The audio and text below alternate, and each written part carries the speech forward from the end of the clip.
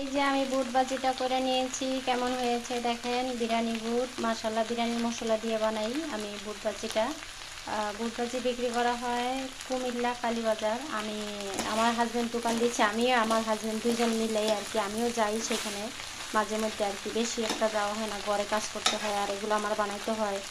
পেঁয়াজু টেঁয়াজু বানাই দিয়ে আসছি, এগুলো বানাইলাম এখন। আর ওই দোকানে রং চাও বিক্রি করা হয়, মানে মুদি দোকানে। মানে আমরা চেষ্টা করতেছি সব কিছু আনা হবে, কাপড় চোপড়ও আনবো, মানে লুঙ্গি শার্ট গেঞ্জি এগুলোও উঠাবো। আমি যখন ঢাকায় যাব ঢাকার থেকে মাল আনবো, মানে কিছু দামি দামি থ্রি পিস, মানে অল্প করে উঠাবো, যদি দেখি ভালো বেচা কিনা হয়। তারপরে হচ্ছে যেহেতু দোকানটা অনেক বড়, মানে আমরা যে দোকানটা নিয়েছি দোকানটা বেশ বড়, ভালোই, মানে শহরে যে ছোট ছোট দোকানগুলো একদম থাকে সেরকম না।